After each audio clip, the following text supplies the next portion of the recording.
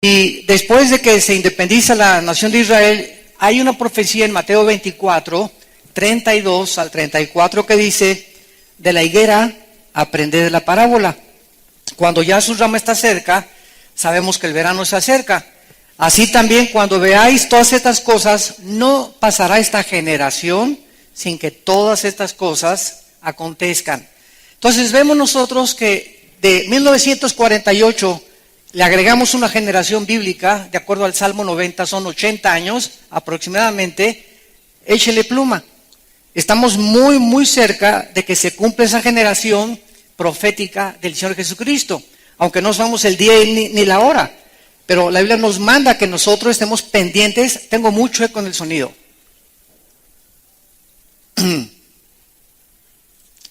Necesitamos nosotros entender claramente que las señales que nosotros debemos de prestar atención son las que están en la Biblia.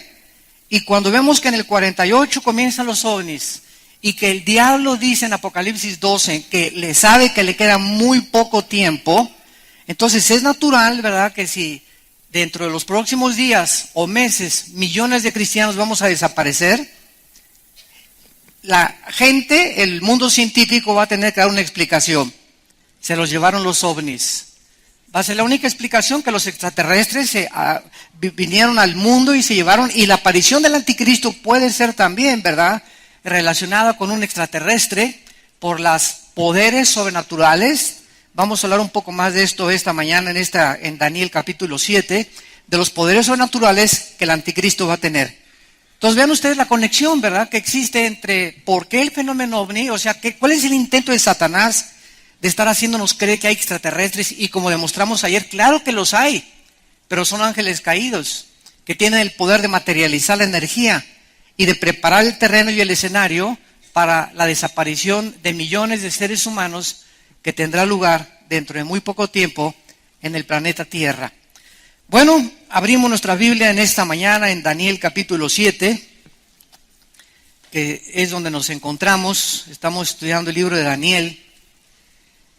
Y es un libro maravilloso, Daniel, como lo hemos podido ver ya con anterioridad. Daniel es el único libro en la Biblia, en el Antiguo Testamento principalmente, que nos muestra el orden. Y para que haya un orden, pues tiene que haber una persona que conozca el futuro. Y solo Dios puede poner en orden los acontecimientos internacionales y los imperios mundiales tal y como se sucedieron en la historia, porque Él es el Dios de la Biblia. Y como decíamos ayer también en la conferencia del desayuno, el hecho de que la Biblia haya revelado con más de 30, 40 siglos de anticipación el genoma humano, que va a ser nuestra próxima conferencia, la corrupción del genoma humano, nos muestra que es un libro sobrenatural. Porque hasta 1860 se descubrieron las leyes de la herencia por Gregorio Mendel.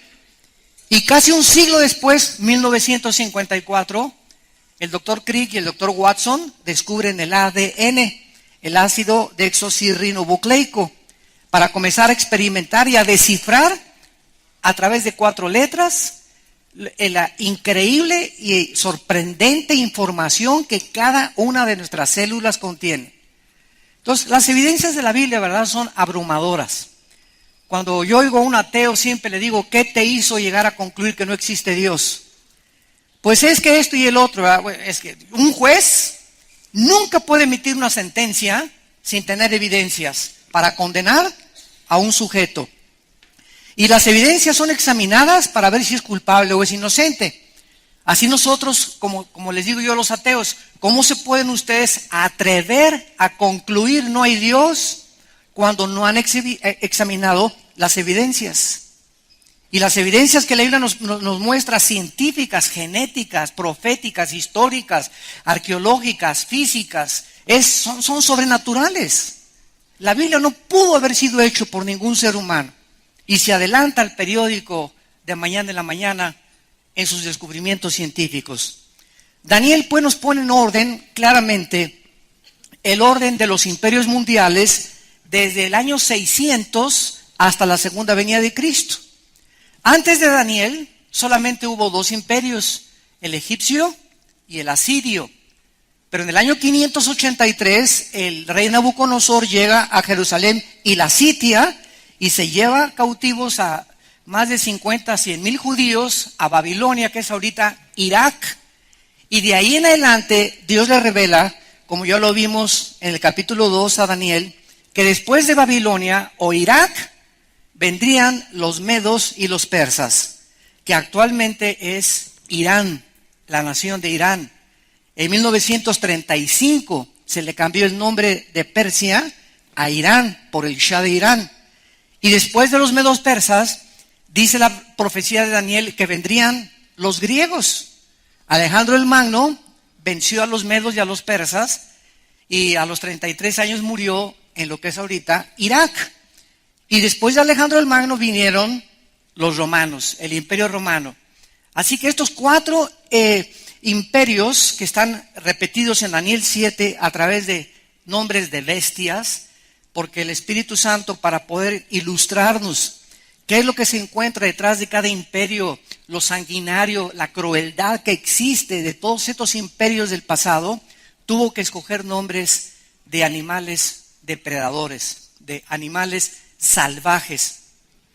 Y de Roma a nuestros días no ha habido ningún imperio, porque de acuerdo a la estatua de Nabucodonosor, en el capítulo 2, son las piernas de hierro y los dedos mezclados con barro y con hierro, que son y representan la última forma de gobierno mundial antes de que venga el anticristo. En otras palabras, la Biblia profetizó hace 2600 años que antes de que Cristo regresara, iban a haber 10 naciones que surgirían del antiguo imperio romano. De las naciones que formaron el último imperio hace 2000 años, iban a surgir 10 naciones para conformar la última confederación política, de las cuales saldría el famoso cuerno pequeño, o el anticristo, el hijo de perdición, o la bestia, de acuerdo al libro de Apocalipsis. Así que nos encontramos ahorita ante un panorama internacional interesantísimo, porque pues en el siglo XX, ¿verdad?, los ingleses derrotaron a los otomanos en 1924 y después vino la Segunda Guerra Mundial, donde sacaron a los ingleses del Medio Oriente, y de la Segunda Guerra Mundial hasta nuestros días, la única nación que se levantó con la supremacía política, económica y militar del mundo fue los Estados Unidos de Norteamérica, compitiendo desde 1950 hasta el 89 con la Unión de Repúblicas Socialistas Soviéticas, o la actual Rusia, que en 1989 Mikhail Gorbachev tuvo que reconocer públicamente el fracaso del sistema comunista. Así que llegamos al siglo XXI y Estados Unidos comienza a decaer ante nuestros ojos. Ahorita hay una deuda de más de 18 trillones de dólares del gobierno federal norteamericano. Para que tú tengas idea de cuánto es $1 trillón, si tú cuentas $1 por segundo, en 250 años no acabas de contar $1 trillón. Nada más para que tengas una ligera idea de lo que tienes ahí debajo de tu colchón. Entonces, esto es impresionante. Y entonces ahorita Estados Unidos está decayendo, y sobre todo con este último presidente, ¿verdad?, que actualmente gobierna Estados Unidos. Ahorita la administración del presidente Obama acaba de romper relaciones casi ya con Israel. No quiso recibir al primer ministro Netanyahu en la Cámara de Representantes. Lo tuvo que recibir Bonner, el presidente de la Cámara de Representantes y el Partido Republicano. Y Obama se está ya completamente desligando de Israel, cuando las maldiciones más grandes sobre cualquier nación son las que maldicen a Israel. Entonces vemos de qué forma Estados Unidos se está perdiendo ya su supremacía política, económica y militar, y nos damos cuenta por qué ya no interviene tanto en el Medio Oriente, por qué no interviene tanto para detener al grupo terrorista de ISIS, por qué no interviene ante Rusia, ante la invasión de Ucrania y de Crimea del presidente Putin, y por qué China tiene controlado económicamente a Estados Unidos en el siglo XXI. Ahora, la pregunta es la que sigue. Si Estados Unidos desaparece como el líder de las naciones y el policía del mundo, porque Estados Unidos libró al mundo del nazismo, del comunismo y del fascismo.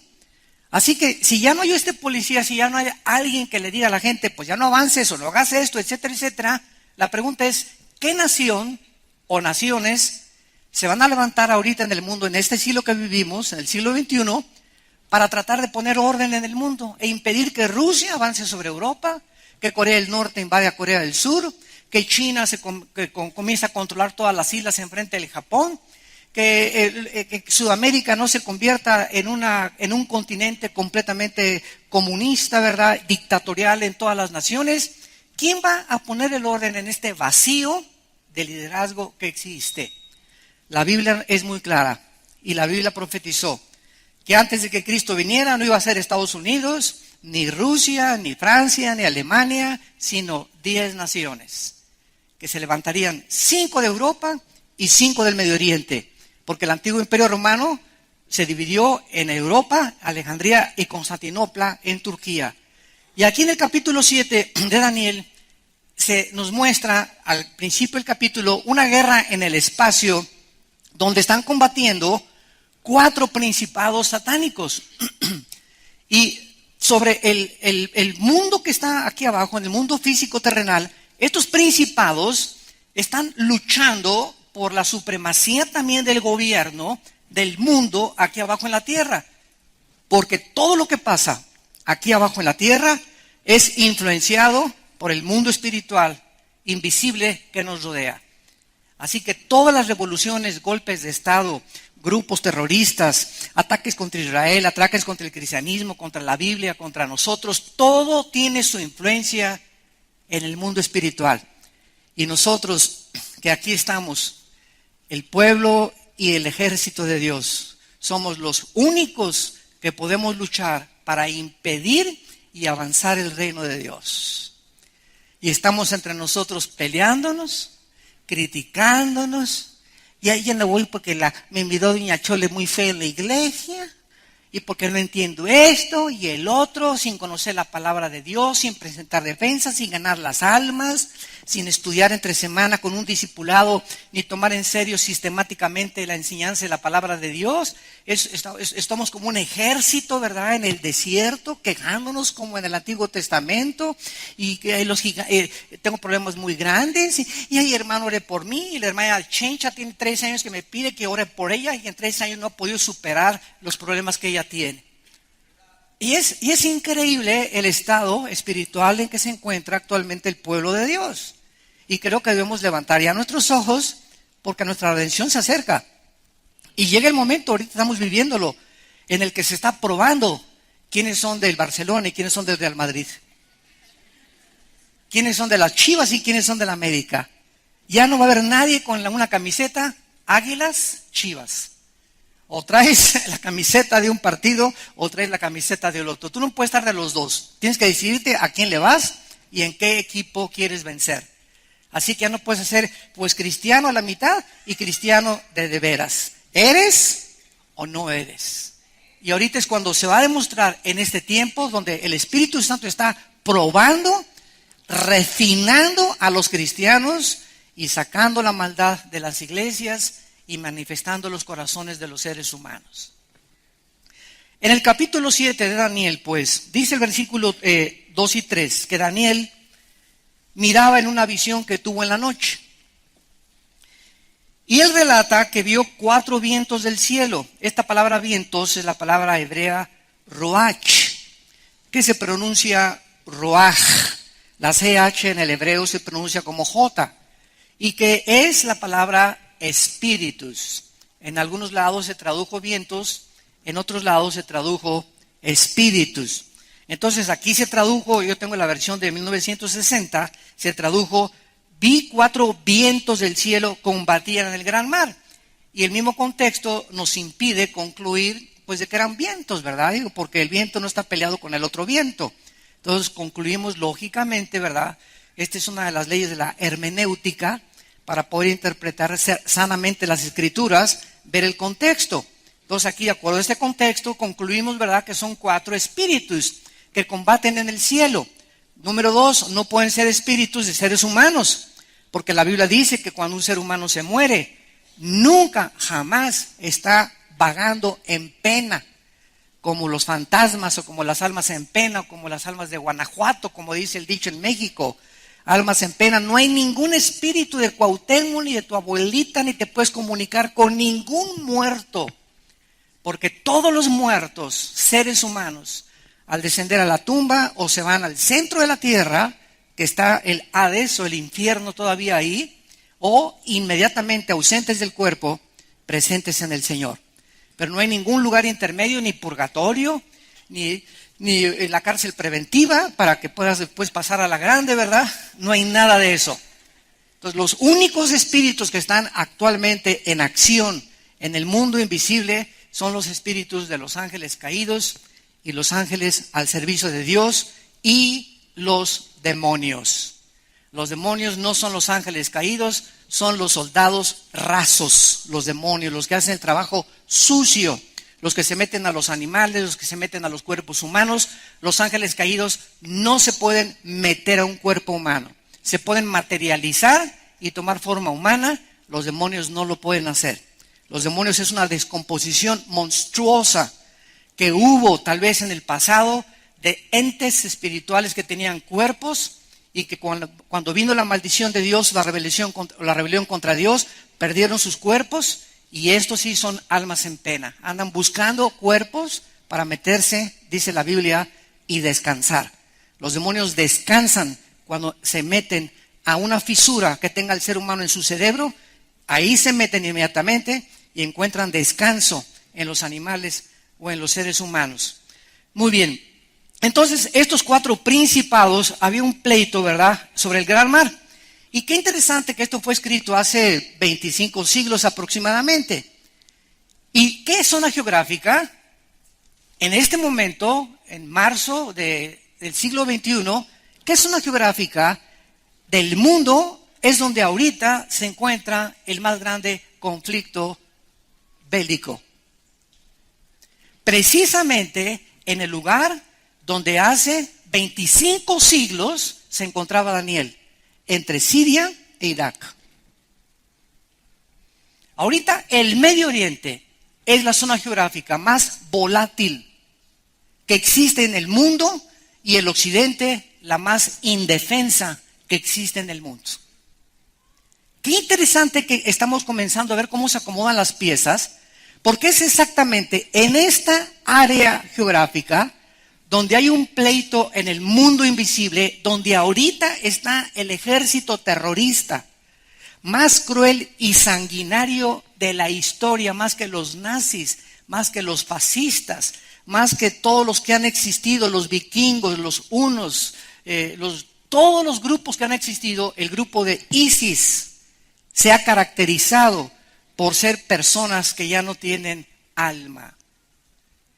Son personas que se han convertido en animales, donde han perdido toda sensibilidad hacia el mundo de los semejantes. Si no eres esto, te corto la cabeza. Y si eres mujer, te abro el vientre y te saco al bebé. Y si eres niño, te corto las manos para que nunca seas un guerrero, y los pies también. Nunca se había visto ni con Saddam Hussein tanta crueldad como este grupo religioso, fanático, radical, que simplemente si tú no eres suní, musulmán suní, no tienes derecho a seguir viviendo. Entonces, ahorita el mundo está de cabeza tratando de detenerlos, porque hace un mes entraron detrás de todos estos grupos terroristas. Se encuentra la nación de Irán, no los iraníes ni el pueblo de iraní, no es el pueblo cubano el que tiene la culpa, no es el pueblo venezolano, son los gobiernos. El pueblo siempre sufre las consecuencias. Irán es un pueblo precioso, igual que los cubanos, que los venezolanos, que otras naciones del mundo. Pero los gobiernos dictatoriales que se encuentran manipulando y manejando los cordeles son los que han hecho sufrir al pueblo. Y ahorita en Irán, el ayatollah Rouhani dijo hace una semana: estamos tratando de determinar y de comprobar que los americanos tienen que morir. Y muerte a América, y por otro lado, el presidente Obama está tratando de hacer tratados diplomáticos con Irán, cuando es una nación que está amenazando a los mismos Estados Unidos. Y fue la razón por la cual el primer ministro de Israel vino al Congreso de Estados Unidos a decirles a los senadores: no le crean a Irán, es un trato con la muerte. Son personas que no les puedes creer, son mentirosos, no les crean. Por un lado dicen esto y por otro lado en el Twitter, el Ayatollah Rouhani y Khomeini están tuiteando muerte a América y muerte a Israel. Entonces, ¿cómo es posible que puedan hacer un trato diplomático y creer que van a impedir la construcción de la bomba atómica cuando públicamente están demostrando el odio que le tienen a Occidente? Este es el mundo que nos encontramos actualmente, un mundo donde la gente está desorientada, confundida. ¿Qué está pasando? ¿Será melón? ¿Será sandía? ¿Será la tarta del otro día? Y los cristianos tampoco, ¿verdad? Las telenovelas y ricas y famosas y el Calimán y preocupados por esto y el otro, sin que nos demos cuenta, ¿verdad? Que cuando nos concentramos en la Biblia y cuando comenzamos a tomar en serio los negocios de Dios, Dios te dice: tú cuida mis negocios y yo me cuido de los tuyos. Tú busca mi reino y yo me ocupo que tú tengas dinero para la escuela de tus hijos, para pagar el hospital, para pagar el seguro, para que tengas un buen coche, para que vivas normalmente, para que nunca andes pidiendo prestado ni mendigando el pan. Tú ocúpate de mi reino, busca mi reino sobre todas las cosas, y lo demás, el Dios de la Biblia te lo promete, te lo doy por añadidura. Pero no le creemos a Dios. No, voy a trabajar 3 turnos, dicen muchos. Voy a trabajar 2 turnos para que nos alcance el dinero. Y dice el Salmo, ¿verdad? No es del que mucho trabaja ni el mucho que se esfuerza, sino de aquellos de quienes Dios tiene misericordia. Y de quienes Él ha engrandecido su misericordia sobre los que le temen. Cuando tú eres santo en toda tu manera de vivir, cuando vives tratando de cumplir los mandamientos de Dios, cuando pones a Dios en primer lugar en tu vida, nunca, jamás, nada te hará falta para tu sustento, ni para tus hijos, ni para tus nietos, ni la generación de tus bisnietos. Porque la generación de los justos, Salmo 112, será bendita. Muy bien. Entonces, vemos que esta zona geográfica, de una forma interesante, hace 25 siglos se encontraba en un revoloteo espiritual, porque estaban estas 4 naciones, ¿verdad?, que iban a sucederse la una y la otra, estos imperios mundiales, y es exactamente lo que está sucediendo ahorita en el Medio Oriente. La primera nación, en el versículo 4, se describió como un león. Esto es un repaso rápido, que es Babilonia. La segunda, en el versículo 5, como un oso, que es Irán. La tercera, en el versículo 6, un leopardo, que es Grecia. Y la cuarta, en el versículo 7 y 8, el Espíritu Santo no encontró palabras. No encontró palabras para describir el cuarto imperio mundial, que fue el Imperio Romano, el cual crucificó a Jesucristo. Aunque sabemos que no es el culpable de la crucifixión de Cristo, ¿verdad?, sino que cooperó con el poder religioso de Israel para llevar a la cruz al Hijo de Dios. Y esta cuarta bestia, dice la Biblia en el versículo 8, que mientras Daniel estaba contemplando esta ambición, he aquí otro cuerno pequeño salía de entre ellos. En otras palabras, pongamos mucha atención a esta cosa que se nos revela y que es clave para que en el mundo que nos encontremos, no le creas cuando ves el periódico: el príncipe Felipe de España puede ser el anticristo, el papa puede ser el anticristo, hasta Obama lo están ya calificando del anticristo, y que el presidente de Inglaterra o el primer ministro de fulano de tal. No podemos ahorita, bajo ninguna circunstancia, clasificar o catalogar a ningún líder político hasta que se forme la confederación de 5 naciones de Europa y 5 naciones del Medio Oriente. Cuando oigamos nosotros mañana en el Universal, en los periódicos, en el Excelsior, ¿verdad? El Reforma, en el Der Spiegel de Alemania, en el Le Monde de Francia, etcétera, etcétera. Cuando oigamos en el New York Times que en el mundo entero se está formando una confederación entre Europa y entre el Medio Oriente para que se unan y garantizar el fluido del petróleo al occidente.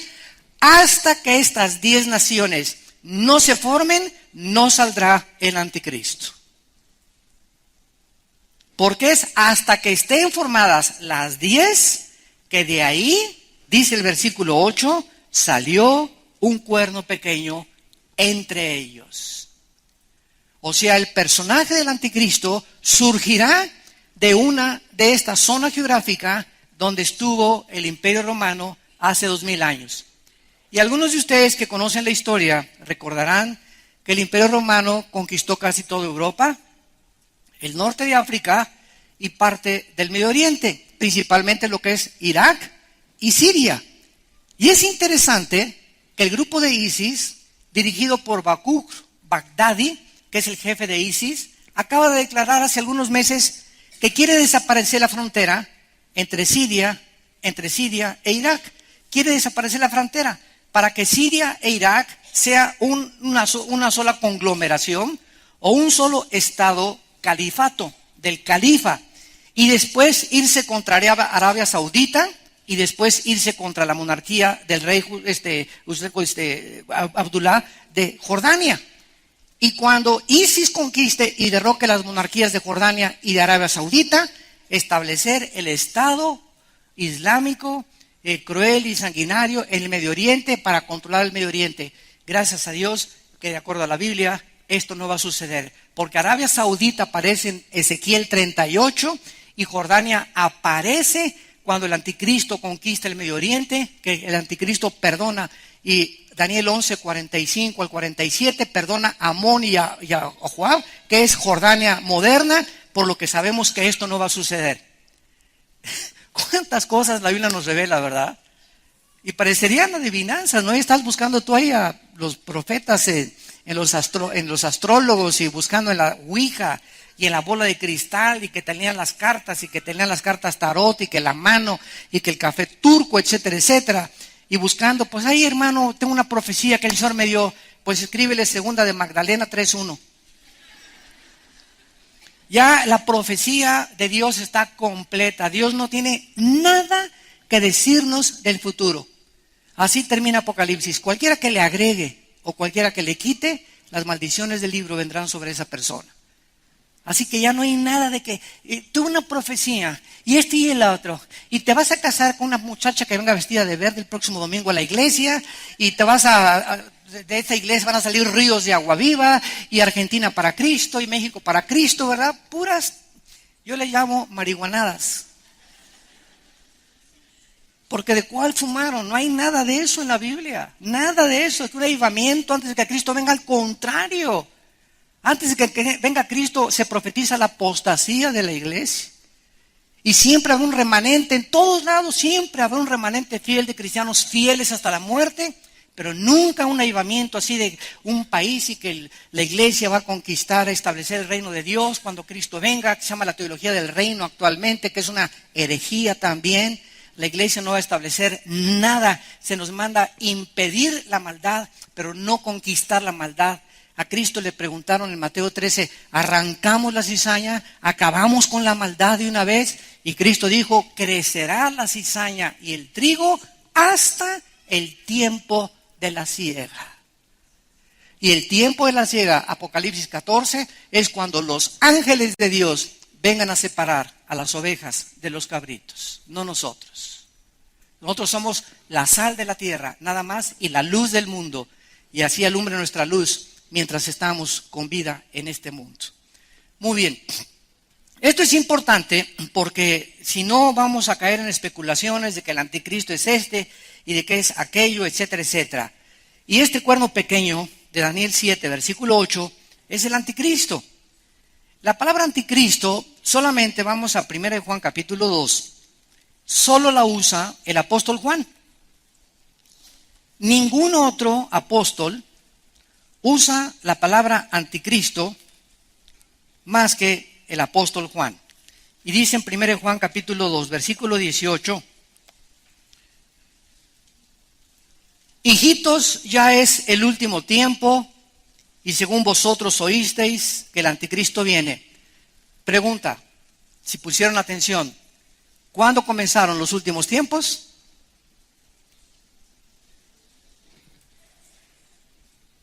¿Cuándo comenzaron los últimos tiempos? Desde los tiempos de los apóstoles hasta nuestros días. En estos 2000 años de historia se llaman los últimos tiempos. Se llama el último tiempo. La culminación de estos últimos tiempos será la apostasía y la segunda venida de Jesucristo. Entonces, Juan dice, ya es el último tiempo y según vosotros oísteis que el anticristo viene. Así ahora han surgido muchos anticristos, por esto conocemos que es el último tiempo. O sea, cuando surge el verdadero Mesías, Jesucristo, no podían haber surgido anticristos antes que él. Porque la palabra anticristo significa en el lugar del Mesías o en contra del Mesías, apúntalo. Anti significa en el lugar de o en contra de. Entonces, anticristo significa cualquier persona o movimiento u organización o gobierno o familia o nación que esté en contra de las enseñanzas de Cristo o que quiera tomar el lugar del Mesías y erigirse como un Mesías o como un líder religioso.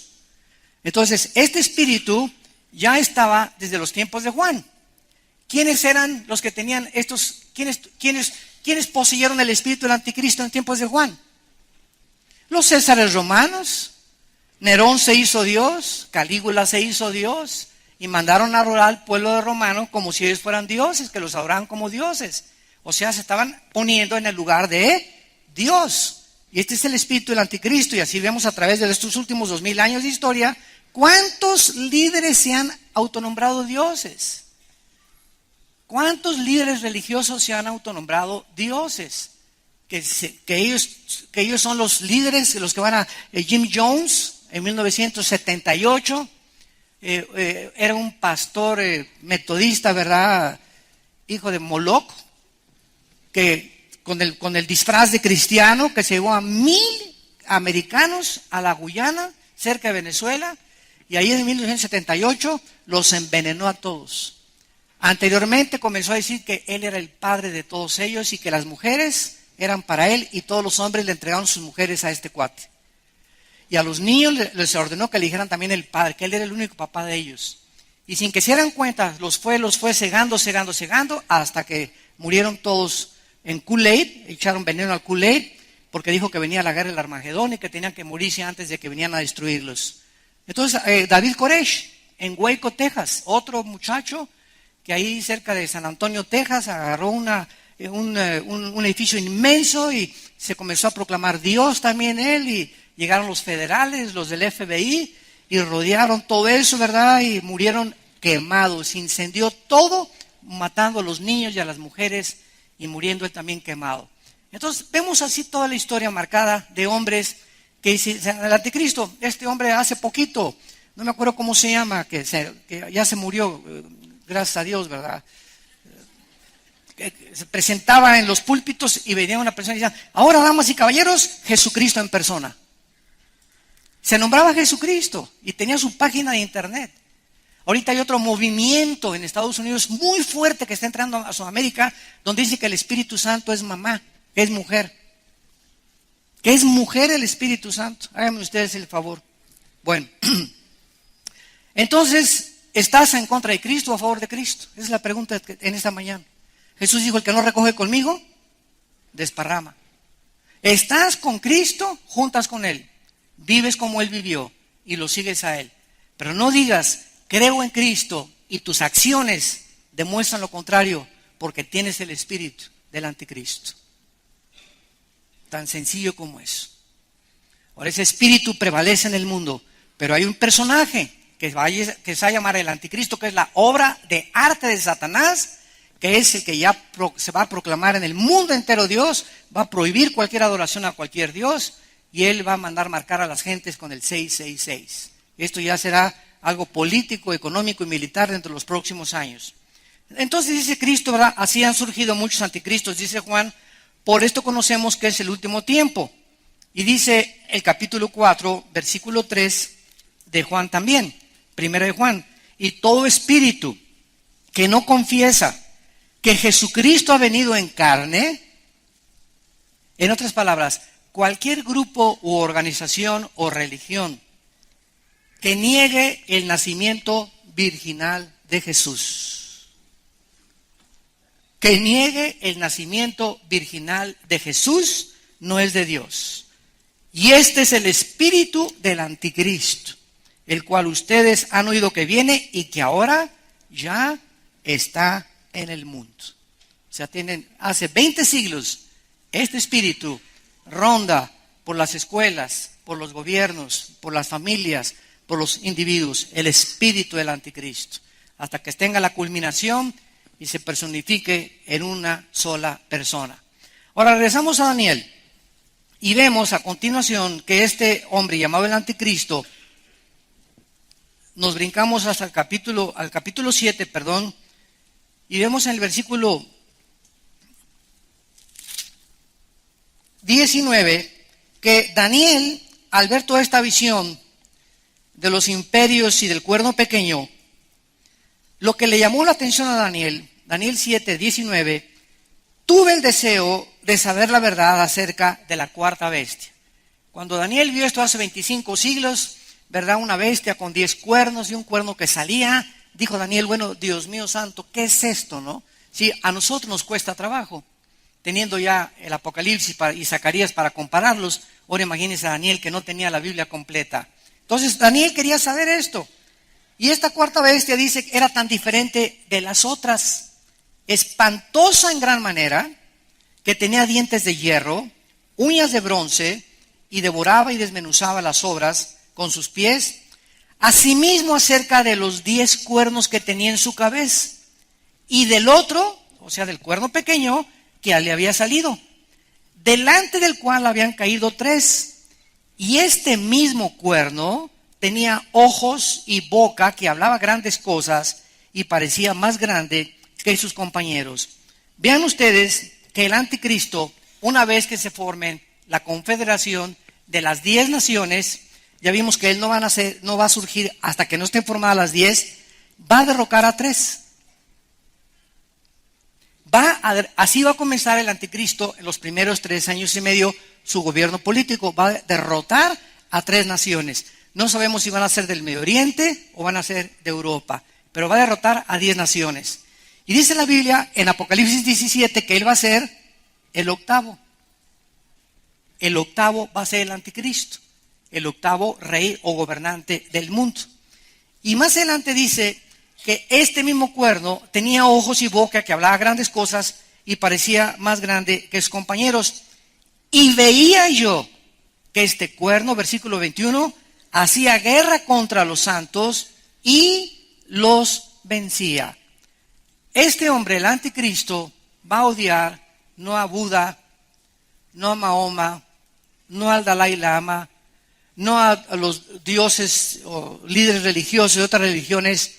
El enfoque, el odio, donde se va a centrar el blanco principal del odio jarocho del anticristo, va a ser contra la persona de Jesucristo y contra el pueblo de Dios que somos nosotros.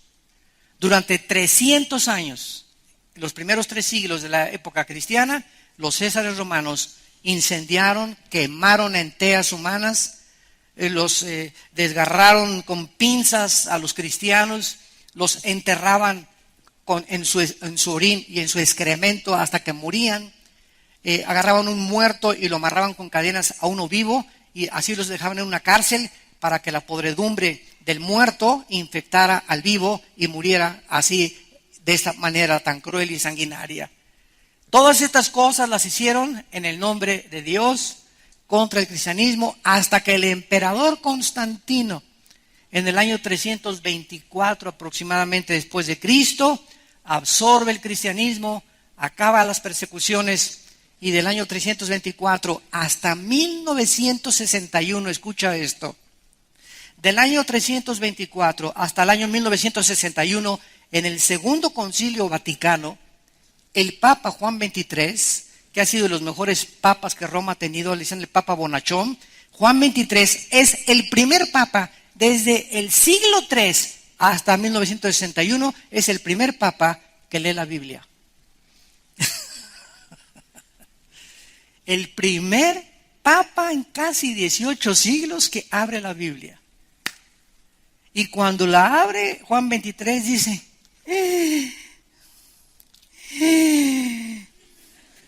Jesús, María y José y el burrito que los acompañan. Pero ¿qué es esto y qué es esto? Y cuando comienza a leer la Biblia, Juan XXIII, lo primero que hace es mandar quitar la misa del latín, que se hable en el lenguaje popular de cada nación. Número 2, manda quitar las imágenes de los santos de las iglesias. Y claro que todavía hay muchas iglesias muy tradicionales que siguen teniendo sus imágenes, pero casi ya en ninguna iglesia católica hay imágenes de santos ya. El Papa Juan XXIII comienza y permite por primera vez que el pueblo lea la Biblia sin el permiso ni la supervisión de los obispos. Yo todavía recuerdo, en la casa de ustedes, yo estaba chico y teníamos un piano y había una Biblia así en el piano, con su estante aquí recargada, con un candado. Yo recuerdo, me levantaba a las 11, 12 de la noche y le hacía así, quería ver y tenía fotos, me acuerdo de Noé en el diluvio y veía así las cosas y era como algo, un tabú, ¿verdad? Algo místico, algo oculto y algún día quise hasta romper el candado para abrirlo, pero recuerdo la amenaza de mi padre, el día que ustedes o cualquiera se atreva a quitarle el candado hasta que no venga el curita o el obispo a la casa, porque mi papá era muy afecto a que invitáramos a religiosa a la casa, hasta que él no le quite, porque él era el que traía la llave del candado, el cura. Y él tenía que venir y quitarle y abrirle la Biblia. Yo no me acuerdo ni de las historias que nos contaba, ¿no? Pero estaba prohibido que el pueblo no la podía leer sin el permiso de Roma.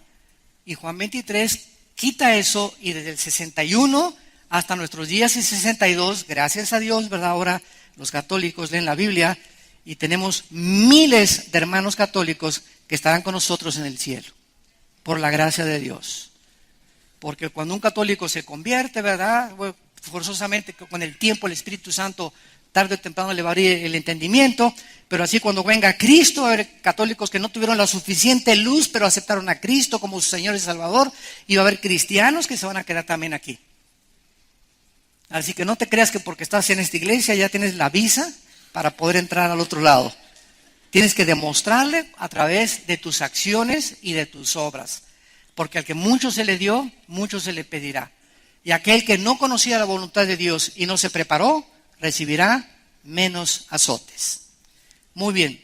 Ahora veamos en segundo lugar, en Daniel 7, esta oposición del anticristo en contra de Dios, en contra del cristianismo, y lo vemos también en Mateo. Vamos a ver 3 pasajes. El primero es en Mateo capítulo 24, Mateo 24, del 9 al 10, dice así. Mateo 24, del 9 al 10, entonces os entregarán a tribulación. Es Cristo profetizando los acontecimientos antes de su venida. Y serán aborrecidos de todas las gentes por causa de mi nombre. Muchos tropezarán entonces y se entregarán unos a otros y unos a otros se aborrecerán. Pregunta, ¿se parece a los tiempos que ya estamos viviendo? A mí a mí me da miedo, ni me gusta, ¿verdad?, meterme a internet, en YouTube, a ver todos los ataques de las iglesias, o de cristianos, o que dijo este fulano, y que este que el otro, y que este por acá, y que falso profeta, y por aquí, por allá, etcétera, etcétera, y atacándose entre los hermanos y entre iglesias y denominaciones. Y me mandan los links a nuestra página, ¿verdad? Ni les hago caso. ¿Por qué? Porque ensucia solamente nuestra mente. Es impresionante lo que está pasando en el mundo cristiano. Y que un cantante dijo una cosa y ya lo malinterpretaron y ya le pusieron cruz y al ratito lo ponen en una hoguera y lo van a quemar. Porque parece que somos el único ejército que cuando alguien se cae, lo dejamos tirado y hacemos leña con él. En lugar que la Biblia dice, ¿verdad?, que cuando oyes que un hermano cae o un hermano anda mal, ve con él y dale la mano y ayúdalo a salir. No lo juzgues, ni lo quemes, ni lo machetees antes de que le hayas ofrecido tú ayudarlo. Entonces, antes de que tú te atrevas a poner el dedo contra cualquier persona que se llame cristiana o señalar a cualquier persona que se haga cristiana, sin antes haber hablado con él y decirle, ¿te puedo ayudar? Supe que caíste, compadre. Supe que te pasó esto. O estoy oyendo que estás hablando de estas cosas que no es correcto de acuerdo a la Biblia. ¿Me permites exhortarte? Nunca hagas algo sin antes haber exhortado, haber acercado al hermano, haber intentado por lo menos levantarlo antes de juzgarlo y de tratar de patearlo en el suelo. Hay un grupo en Estados Unidos elitista que se llaman los Navy SEALs. Los Navy SEALs es el grupo que el ejército de Estados Unidos usa para el grupo Delta, el grupo Navy SEALs, para eventos o misiones especiales donde se requiere a los mejores guerreros, soldados que tiene entrenado el ejército de Estados Unidos. Son los que capturaron y mataron a Osama Bin Laden en Afganistán. Entonces, este grupo de Navy SEALs tienen una ley. Nunca pueden ellos dejar a un compañero herido tirado en el campo de batalla. Nunca. Porque si lo hacen al regresar a Estados Unidos, les hacen corte marcial. ¿Qué va el helicóptero? Y si alguien se cayó, alguien se regresa y entre los balazos y el polvo y todo lo tienen que recoger y echárselo al hombro, pero es la ley entre ellos. Nunca nos dejaremos caídos. Ojalá que esta ley marcial, ¿verdad?, bélica, pudiéramos nosotros apropiar en la vida cristiana. Nunca dejar, cuando vimos que un hermano cae, dejarlo caído. Ir a buscarlo para levantarlo. En lugar de decirle, ay, Pancho, ya me dijeron que anoche te vieron en Garibaldi, a las 11, pero estabas hasta atrás, borracho, parrandero, al infierno te vas a ir con todo, hijo de Moloch. Ni te pares en la iglesia, no mereces ni llamarte cristiano. Cuando estás haciendo todas esas cosas, hay 3 dedos que te apuntan hacia ti. Hay 3 dedos que te apuntan hacia ti. Como dicen Gálatas, cuando se ha sorprendido a algún hermano una falta, trata de con humildad y mansedumbre restaurarlo, sabiendo que a lo mejor tú también puedes. A lo mejor no has caído en eso que cayó Juan en Garibaldi anoche, pero a lo mejor tú no sabes algún día que puedes caer en alguna otra cosa. Entonces tenemos que tener entre nosotros compasión, misericordia. Saber que Dios no ha acabado con ninguno de nosotros. Y todos cometemos errores y todos tenemos problemas. Y cuando alguien se porta demasiado mal, Dios se lo ejecuta. Esos no se escapan. Estos brothers no se escapan. Dios les da, pero les da duro. Pero nosotros no somos jueces. Podemos denunciar públicamente. Hay un hermano que dijo que éramos dioses y que Jehová Dios, que éramos Jehová Junior. Lo oí en la televisión. Y cuando yo oigo que una herejía se predica públicamente, yo tengo la obligación, sin juzgar al hermano ni sus motivos tampoco, simplemente decir, lo que esa persona dice no es bíblico. ¿Por qué? Porque ha infectado a millones de personas y hay que quitar y echar desinfectante para combatir esa infección. Pero no atacar a la persona, porque somos criados a la imagen y semejanza de Dios. La persona, Dios se encarga de ella. Nosotros defendamos la integridad de la palabra de Dios, pero amemos a las personas, porque somos creados a la imagen y semejanza de Dios. Yo veo un homosexual y no le digo, te vas a ir al infierno, eres peor que Sodoma y Gomorra, etcétera, etcétera. Hay que amarlos, ¿verdad? Hay que amarlos y hablarles y decirles, yo no estoy de acuerdo con el estilo de vida que tú tienes, pero como persona te tengo que amar.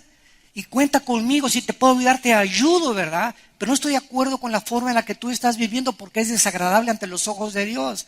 Y lo podemos denunciar públicamente que la homosexualidad es un pecado muy grave delante de Dios. Pero a las personas no las odiamos, entendamos los santos de Dios. Entendámoslo, no los podemos odiar a nadie, ni maldecir a nadie jamás. Fuimos nacidos para bendecir, no para maldecir. Que si Dios quiere maldecir, que lo haga Él, pero no nosotros, ni los ángeles se atreven a maldecir a las potestades superiores. Dice 2 de Pedro capítulo 2. Y dice en el libro de 2 de Tesalonicenses capítulo 2, 2 de Tesalonicenses, en penúltimo lugar, el anticristo no solamente desatará la persecución más grande, y ya lo está haciendo, porque hay hermanos que se han convertido en verdugos de los demás. Hay hermanos que ahorita se dedican, tienen el ministerio de la supervisión, el ministerio de supervisión, ¿verdad?, de los demás. De estar buscando, como dice por ahí un expresidente, el prietito en el arroz. El prietito en el arroz. A eso se dedican. Dice en 2 de Tesalonicenses capítulo 2, versículo 8, entonces se manifestará aquel inicuo, habla del anticristo, a quien el Señor matará con el espíritu de su boca y destruirá con el resplandor de su venida. Inicuo cuyo advenimiento es por obra de Satanás con gran poder y señales y prodigios mentirosos. O sea, la entrada del anticristo al escenario mundial será sobrenatural. Si a Hitler se inclinaron delante de él 85 millones de alemanes. Si a los césares romanos, que no hacían milagros, no hacían milagros, no cambiaban ni el vino en leche siquiera a los césares romanos, los adoraron como dioses. Ahora imagínense a una persona político que resuelve los problemas del Medio Oriente, problemas de la pobreza en Grecia, en Portugal, en Italia, en España, que resuelve los problemas de los gobiernos en Sudamérica, que comienza a haber un cambio así aparente en el mundo. La gente va a decir, Dios mío, pero teníamos ya siglos esperando a otro héroe de la independencia, a otro hombre, ¿verdad?, íntegro, otro hombre que pudiera ya solucionar lo que no hemos podido, tantos pleitos y tantas guerras, y que lo haga con poderes sobrenaturales el anticristo. Entonces esto lo va a hacer que el mundo lo adore como un Dios, y van a ser engañados. Dice el versículo 10, que van a ser engañados con engaño de iniquidad para los que se pierden. ¿Quiénes van a aceptar al anticristo? ¿Quiénes van a creer en los falsos milagros? ¿Quiénes van a estar vivos en ese momento? Los que rechazaron antes a Cristo. Y nosotros ya no estamos aquí. Aquí, ¿verdad? Ya, adiós mundo cruel, ya nunca te veré. Nos fuimos en el arrebatamiento de la iglesia. Y dice por qué. Por cuanto no recibieron el amor de la verdad para ser salvos. ¿Qué pasa cuando rechazas a Cristo? Escucha lo que te voy a preguntar. ¿Ustedes creen que Dios engañe a alguien? Los que digan no están reprobados en teología. ¿Qué pregunta, verdad? ¿Ustedes creen que Dios engaña a alguien? La pregunta es sí. ¿Dónde dice? Ahí dice. Versículo 11. Por esto Dios, no el diablo, vean ustedes lo que dice la Biblia, que a las personas que rechazan la verdad, Dios se encarga después de engañarte para que te vayas todavía mucho más lejos de la verdad. Dios les envía un poder, una energía engañosa para que crean la mentira. A fin de que sean condenados todos los que no creyeron a la verdad, sino que se complacieron en la injusticia.